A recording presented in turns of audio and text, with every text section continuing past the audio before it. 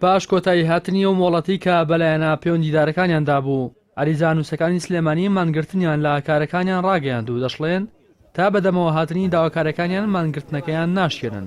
هەروەها ئاماژە بۆش دەکەن مانگرتنەکەیان سەرتاسەریە و تەنها لە پارێزگا و ناوچەیەکدا قەتیس نەماوە.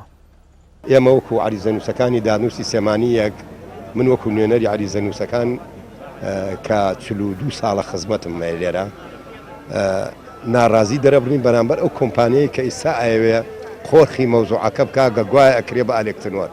بەس ئایا 2500 لەکوێ و 25,000 لەکوێ؟ کەواتە ئێمە ناڕازین و ئەم بایکۆتە بەردەوامە بێت تا جوامەنێنەوە.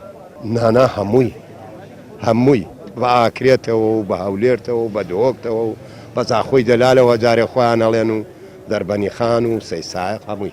بایکۆتی ئێمە دیارە بۆ ئەو دروستبوونی و کۆمپانیایە کە ئێوێ ئێمە وەکو کڕین بکڕێت ماگانەی کەم با بە ئێمە و کۆمپانیەکەم کارە بەرە بەڕێوە هەرچەنە ناشوان بیکەن بە سیستەمی ئەلکترۆنی بەتەمان لە کولی مامەڵەیە کە ئێستا ئێمە وەریەگرین 2500 دینارە ئەمانەیانەوە بیکەن بە 25,000.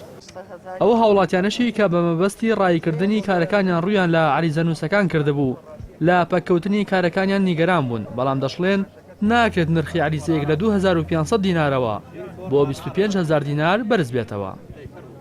وڵی لە ڕاستیا من ئێستا لە دەوام هاتووم بۆ 1-2 سەعات مۆڵەتم وەرگتووە ساهاتومەتە لایەن بەڕێزانە بڵێن گوایە سیستەمەکە گۆڕێ بۆ نازام عەریزەیەک ئەلێساس بە 25,000 کریۆمانشمانیان گرتووە لەسەرەوە ئیشەکەی ئێمەش مەعتەل بووە.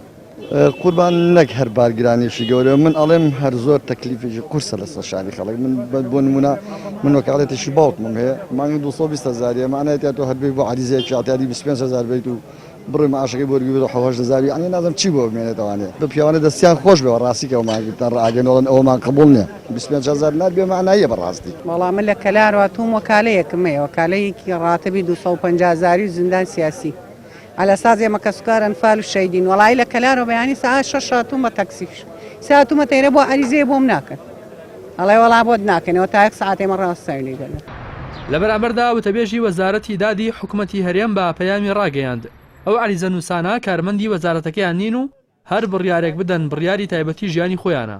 هەروەها زیادبوونی نرخی عەریزەیەکی لە 2500 دینارەوە بۆ 25,000 دینار ڕەت نەکردەوە. پێدانی کاروباری هاوڵاتیان بە کەرتی تایبەت تەنها ئامانجی دەستخستنی داهاتە بۆ ژمارەیە کۆمپانیای حیزبی نەک ئاسانکردنی کاروباری هاوڵاتیان لە نمونەی بەستنی پێوەری ئاوی ماڵان و کۆکردنەوەی پارەی ئاو، پاسەوانیکردنی شوێنە گشتەکان لەلایەن کۆمپانیای تایبەت. ئەمانە و دەیان نمونەی تر کە حکوومەت بەنیازا بە کەرتی تایبەتی بسپێرێت ناڕزای توندی هاوڵاتیانی لێکەوتوتەوە. پێدانی کاروباری عەریزە نووسەکانیش بە کۆمپانیایەکی تایبەت بە نوێترین هەنگاوی بەرپرسانی حکوومەت دادەنرێت بۆ دۆزینەوەی سەرچاوی دارایی بۆ کۆمپانیا حیزبەکانیان. ڕاستی حەمامین، کەناڵی ئاسمانی پەیام، سلێمانی.